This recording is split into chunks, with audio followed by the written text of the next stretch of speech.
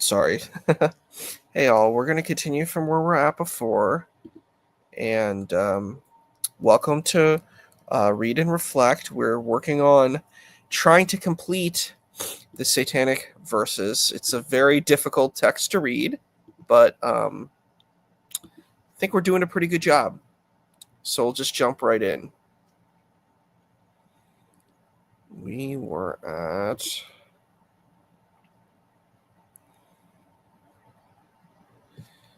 Let's just start here.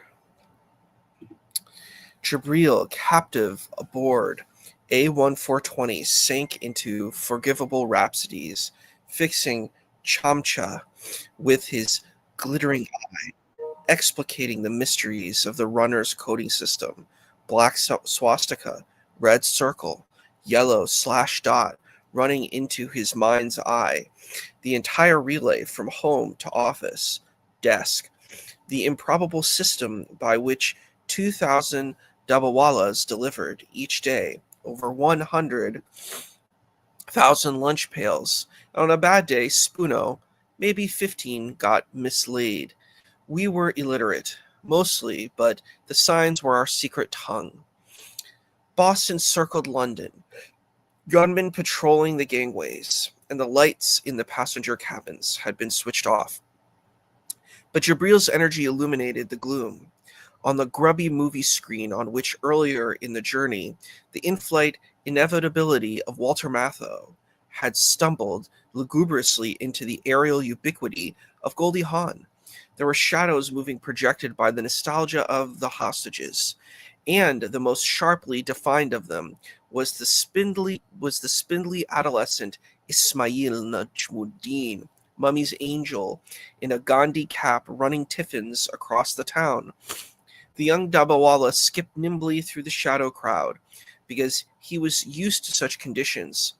Think, Spoono, picture 34 tiffins in a long wooden tray on your head, and when the local train stops, you may have maybe 1 minute to push on or off, and then running in the streets, flat out, yar, with the friends, with the trucks, buses, scooters, cycles, and what all. 1, 2, 1, 2, lunch. The Dabas must get through, and the monsoon running down the railway line when the train broke down, or waist deep in water in some flooded street, and there were gangs. Salad Baba, truly organized gangs of Daba stealers. It's a hungry city, baby. What to tell you? But we could handle them. We were everywhere, knew everything, what thieves could escape our eyes and ears. We never went to any policia. We looked after our own. At night, father and son would return exhausted to their shack by the airport runway at Santa Cruz. And when Ismail's mother saw him approaching, illuminated by green, red, yellow of the departing jet planes, she would say that simply to lay eyes on him made all her dreams come true, which was the first indication that there was something peculiar about Jabril, because from the beginning it seemed he could fulfill people's most secret desires without having any idea of how he did it. His father, Najmuddin Sr., never seemed to mind that his wife had eyes only for her son, that the boy's feet received nightly pressings while the father's went unstroked. A son is a blessing, and a blessing requires the gratitude of the blessed. So, what we're looking at is kind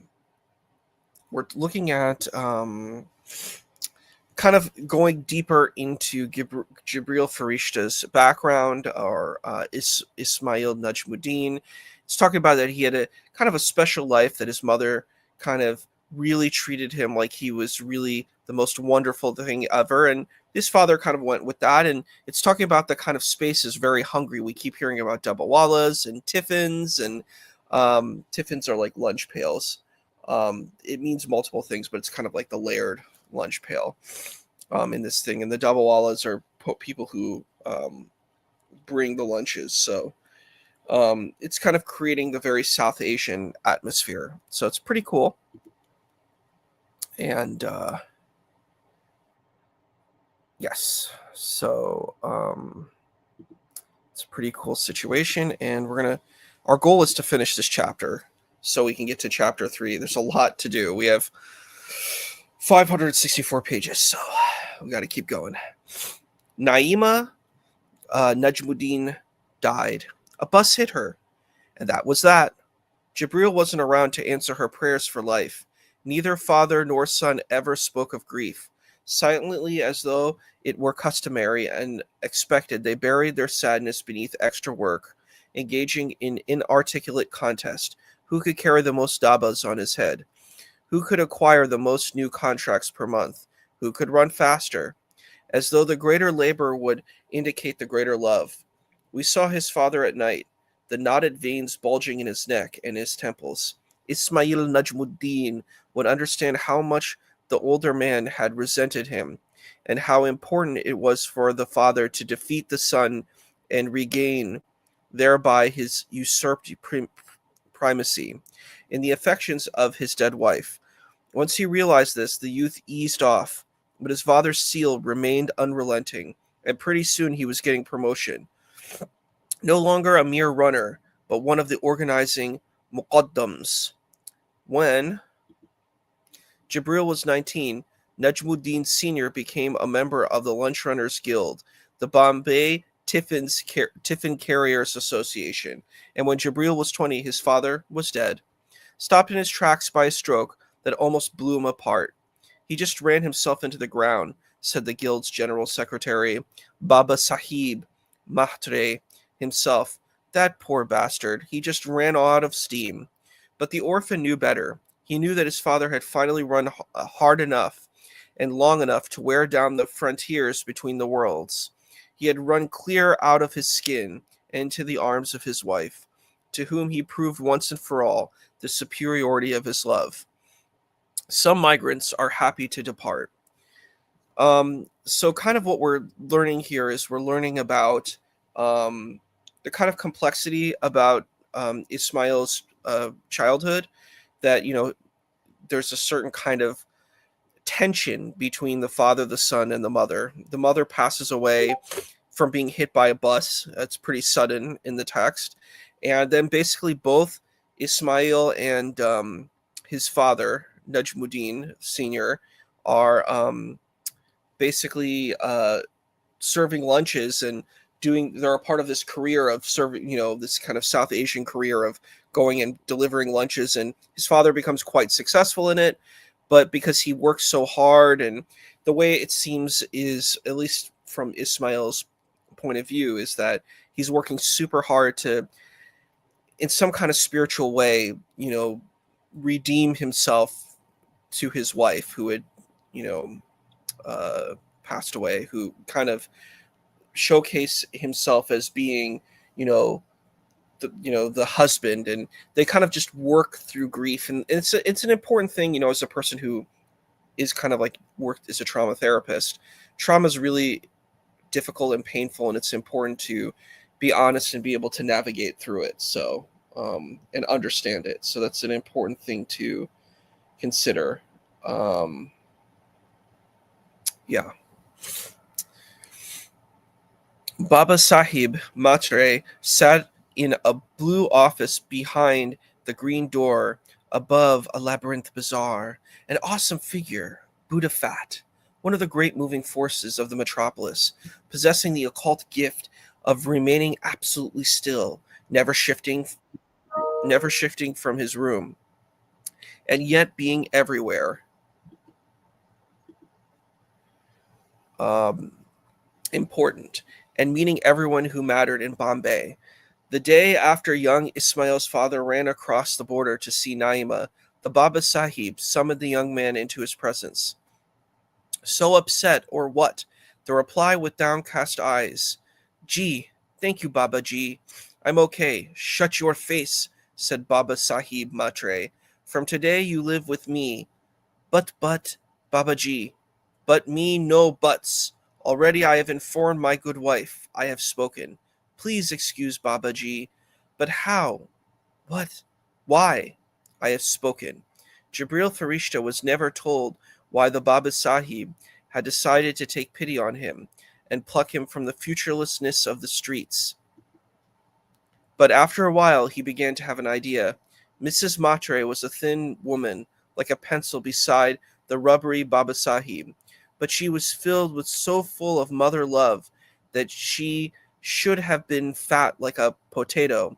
When Baba came home, she put sweets into his mouth with her own hands, and at nights the newcomer to the household could hear the great general secretary of the BTCA protesting, "Let me go, wife. I can undress myself." At breakfast, she spoon-fed Matre with large helpings of malt, and before he went to work, she brushed his hair. They were a childless couple, and young Najmuddin understood that Baba Sahib wanted him to share the load. Oddly enough, however, the Begum, or the lady, did not treat the young man as a child. "You see, he is a grown fellow." "You see, he is a grown fellow," she told her husband when poor Matre pleaded. "Give the boy a blessed spoon of malt." "Yes, a grown fellow. We must make a man out of him, husband. No babying for him." Gosh, the language in this text is wild. Okay. "Then darn it to hell," the Baba Sahib exploded. "Why do you do it to me? Why do you do it to me?" Mrs. Matre burst into tears. "But you are everything to me," she wept. "You are my father, my lover, my baby too. You are my lord and my suckling child. If I displease you, then I have no life." Baba Sahib Matre accepted defeat, swallowed the tablespoon of malt. Okay, there's a lot of drama here. So we're just going to try to unpack what's going on here. There's so much stuff. Oh, hey Emma, how you doing? There's a lot to unpack here. Sorry we're meeting so early. We have to do readings this week, so this is the best time between my classes. So let's see. So basically, Baba Sahib, so his parents are gone, so he's an orphan, Jibril Farishta, and Baba Sahib takes Jibril into his household because they're kind of they don't have a child, so he becomes kind of like a proxy child to them. And there's a lot of drama. You could see a bit of like tension in this house, about even eating a spoon of malt. So I think that this is it's an interesting kind of exploration. Really what we see in the text is a lot of imagery. So we kind of have an imagery of South Asia, of all these people delivering foods and kind of the leadership of delivering lunches. So, they didn't have like the trucks. This is a long time ago. They didn't have those like trucks that are outside that you can just go get your food from there. Yeah, thank you. Yeah, it's an accent I've kind of perfected for a long time. You see, I'm wearing my kurta too. I think I'll wear that every time I do this reading, because this is very South Asian. So, bringing the Indian, Desi South Asian culture here. He was a kindly man. When he disguised with insults and noise, to console the orphaned youth, he would speak to him in the Blue Office about the philosophy of rebirth, convincing him that his parents were already being scheduled for re-entry somewhere, unless, of course, their lives had been so holy that they attained their final grace. So it was Matre who started Farishta off on the whole. So basically, this proxy father is helping Jibril. Let's do that again. The whole reincarnation business, and not just reincarnation. The Baba Sahib was an amateur psychic, a tapper of table legs, and a bringer of spirits into glasses. But I gave that up. He told his protege, with many suitably melodramatic inflections, gestures, frowns, and after I got the fright of my bloody life. Once Matre recounted, the glass had been visited by the most cooperative spirits, such a too friendly fellow. See, so I thought to ask him some big questions. Is there a God? And that glass, which had been running around like a mouse or so, just stopped dead, middle of the table, not a twitch, completely fut, kaput.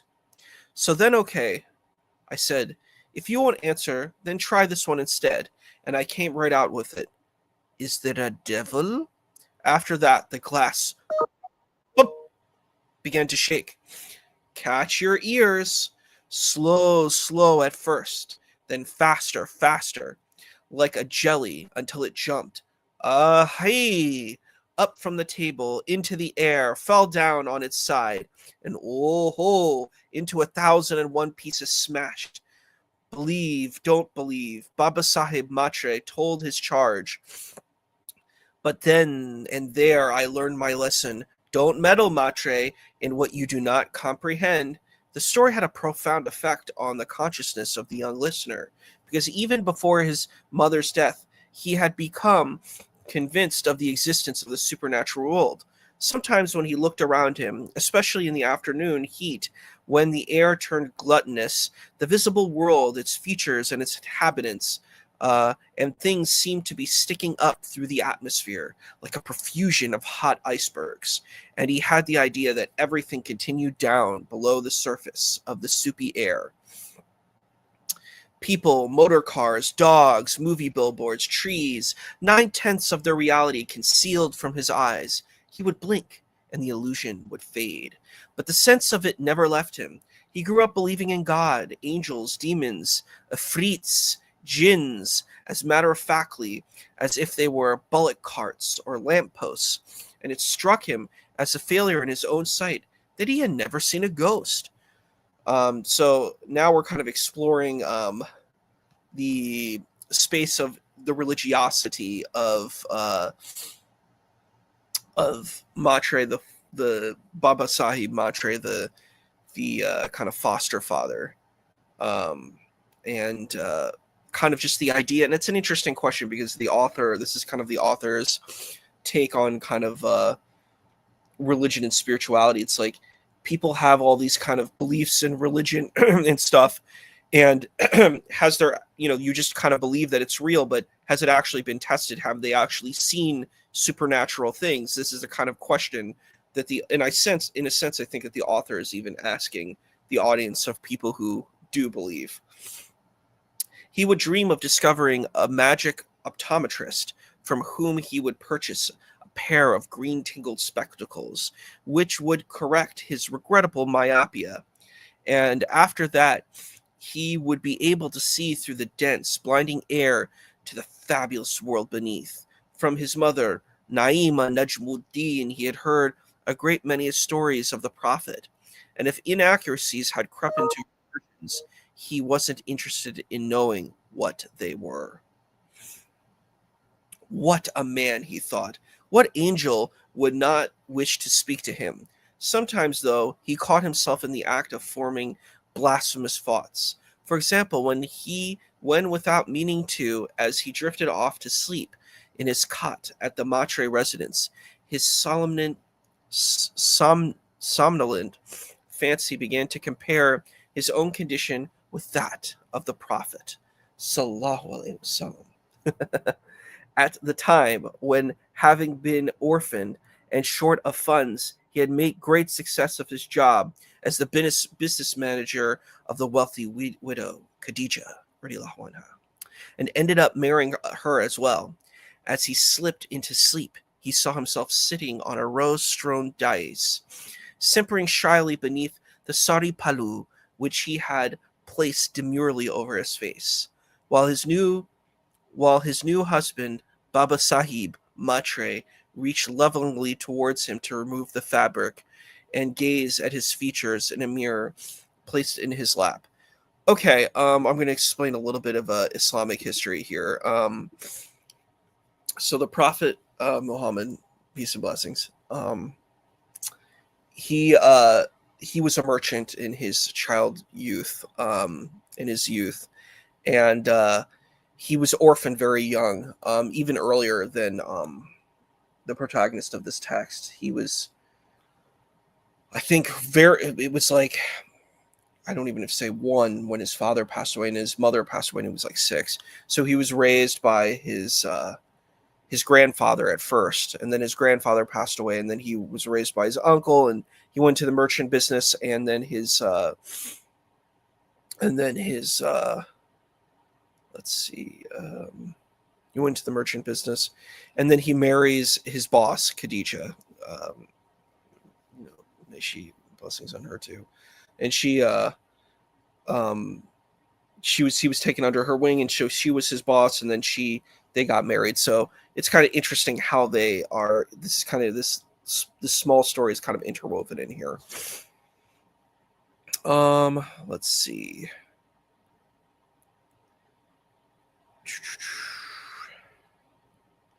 And so the main character is kind of comparing his condition being an orphan and being taken in by Baba Sahib in the same way. He's kind of like metaphorically showcasing that. While his new husband reached lovingly towards him to remove the fabric and gaze at his features in a mirror placed in his lap. This dream of marrying Baba Sahib brought him awake, flushing hotly for shame, and after that began to worry about the impurity of his makeup that could create such terrible visions. Maybe this is kind of adding a sort of an angle of LGBTQIA+, like the idea that, the main character might be having these types of feelings. It's an interesting kind of thing that's brought in here. Hey, Jeff, how's it going? We're going to try to finish this chapter here. Mostly, however, his religious faith was low-key thing, a part of him that required no more special attention than any other. When Baba Sahib Matre took him into his home, it confirmed to the young man that he was not alone in the world, that something was taking care of him, so he was not entirely surprised when Baba Sahib called him into the Blue Office that morning of his 21st birthday and sacked him without even being prepared to listen to appeal. "You're fired," Matre emphasized, beaming. "Cashiered, hand in your chips. Dismiss." "But, uncle, shut your face." Then Baba Sahib gave the orphan the greatest present of his life, informing him that a meeting had been arranged for him at the studios of the legendary film magnate, Mr. D.W. Rama. An audition. It is for the appearance only. The Baba Sahib said, "Rama is my good friend, and we have discussed a small part to begin. Then it is up to you. Now, get out of my sight, and stop pulling such humble faces. It does not suit.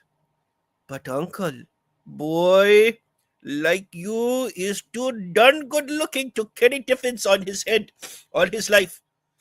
Get gone now. Go be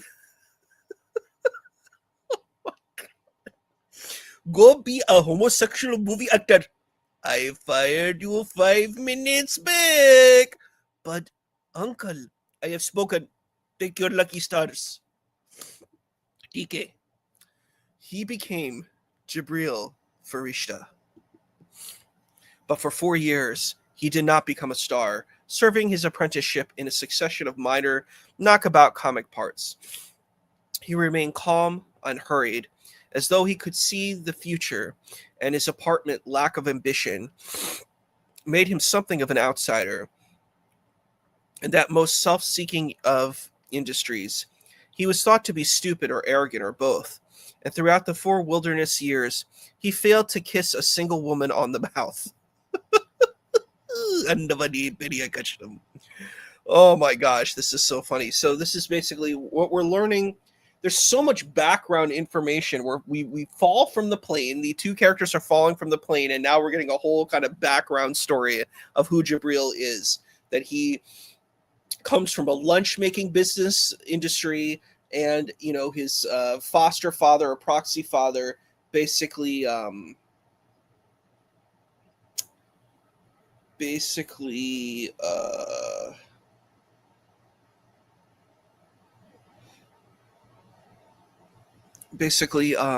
gets him into the acting industry because he's friends with a famous director. On screen, he played the fall guy, the idiot who loves the beauty and can't see that she wouldn't go for him in 1,000 years. Funny uncle, the poor relation, the village idiot, the servant, the incompetent crook, none of them the type of part that ever relates to a love scene. Woman kicked him, slapped him, teased him, laughed at him, but never on celluloid, looked at him, or sang to him, or danced around him with cinematic love in their eyes. Off screen, he lived alone in 2 empty rooms near the studio and tried to imagine what woman looked like without clothes on. What a great! This is a very interesting character here. To get his mind off the subject of love and desire, he studied becoming an omnivorous autodidact, devouring the metamorphic myths of Greece and Rome, the avatars of Jupiter, the boy who became a flower, the spider woman, Circe, everything, and the theosophy of Annie Besant, and the unified field theory, and the incident of the Satanic verses in the early career of the prophet. Oh boy. Okay, this is probably the more controversial things, and the politics of Muhammad's harem after returning to Mecca in triumph, and the surrealism of the newspapers, in which butterflies could fly into young girls' mouths, asking to be consumed, and children were born with no faces, and young boys dreamed in impossible detail of earlier incarnations. For instance, in the golden fortress filled with precious stones, he filled himself up with God knows what, but he could not deny in the small hours of his insomniac nights that he was full of something that he had never been used, that he did not know how to begin to use. That is love. In his dreams, he was tormented by women of unbearable sweetness and beauty, so he preferred to stay awake and force himself to rehearse some parts of his general knowledge in order to blot out the tragic feeling of being endowed with a larger than usual capacity for love, without a single person on earth to offer it to. His big break arrived with the coming of theological movies.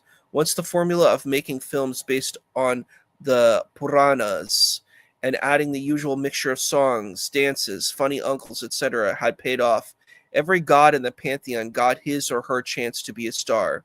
When D.W. Rama scheduled a production based on the story of Lord Ganesh, none of the leading box office names of the time were willing to spend an entire movie concealed inside an elephant's head. Jibreel jumped at the chance. That was his first hit, Ganpati Baba. And suddenly, he was a superstar. But only with the trunk and ears on. After 6 movies playing the elephant-headed god, he was permitted to remove the thick, pendulous gray mask and put on, instead, a long, hairy tail in order to play my favorite, Hanuman, the Monkey King, in a sequence of adventure movies that owed more to certain cheap television series emanating from Hong Kong than it did to the Ramayana. So this is a kind of cool thing because I'm a big fan of monkey gods. So okay. So Hanuman has a lot in common with Sun Wukong from the Chinese mythology, and they're kind of very witty and they're kind of very fun.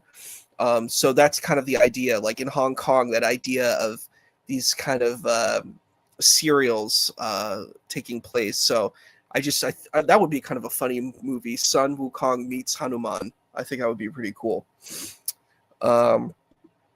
This series proved so popular that Monkey Tales became de rigueur for the city young bucks at the kind of parties frequented by convent girls known as firecrackers because of their readiness to go off with a bang. After Hanuman, there was no stopping Jibreel. His phenomenal success deepened his belief in a guardian angel, but it also led to a more regrettable development. I see that I must, after all, spill poor Rekha's beans. Even before he replaced false head with fake tail, he had become irresistibly attractive to women. The seductions of his fame had grown so great that several of these young ladies asked him if he would leap the keep the Ganesh mask on while they made love, but he refused out of respect for the dignity of Ganpati, the dignity of the god. Owing to the innocence of his upbringing, he could not at the time differentiate between quantity and quality, and accordingly felt the need to make up for lost time. He had had so many sexual partners that it was not uncommon for him to forget their names even before they had left his room.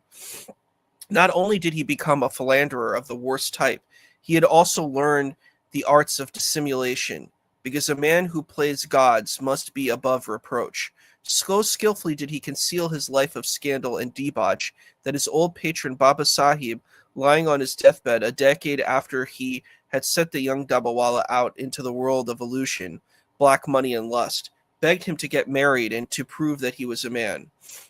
God's sake, mister, the Baba Sahib pleaded. When I told you to go, I told you back then to go and be a homo. I never thought you would take me seriously. There's a limit to respecting one's elders after all. Jibril threw up his hands and swore that he was no such disgraceful thing, and that when the right girl came along, he would of course undergo nuptials with a will. What are you waiting? Some goddess from heaven? Greta Garbo? Grace Kali? Ooh! Cried the old man, coughing up blood. But Jibril left him with the enigma of a smile and allowed him to die without having his mind set entirely at rest. The avalanche of sex of which Jibril Farishta was trapped managed to bury his greatest talent so deep that it might easily have been lost forever. His talent, that is, for loving genuinely, deeply, and without holding back. The rare and delicate gift which he had never been able to employ. By the time of his illness, he had all but forgotten the anguish he used to experience, owing it to his long love, which had twisted and turned in him like a sorcerer's knife. Now, at the end of each gymnastic night, he slept easily and long. He had never been plagued by dream woman, as if he had never hoped to lose his heart. Your trouble, Reka Merchant told him, when she materialized out of the clouds, is everybody always forgave you. God knows why. You always got let off. You got away with murder. Nobody ever held you responsible for what you did. He couldn't argue. God's gift? God's gift? She screamed at him. God knows where you thought you were from. Jumped up tight from the gutter. God knows what diseases you brought. But that was what women did. He thought in those days they were the vessels into which he could pour himself. And when he moved on, they would understand that it was his nature and forgive. Okay, so we're going to stop here. This is page 26. We've completed 5% of the book. Yeah, because I have to go to class, so I got to get ready for class. But it's great that you all came. We're going to be reading on Friday too, it's Wednesday, so we're going to be reading Friday. So look forward to the next thing. I'll have it all set up by then, and it's a pleasure to see you all. And we're going to end now. Peace out.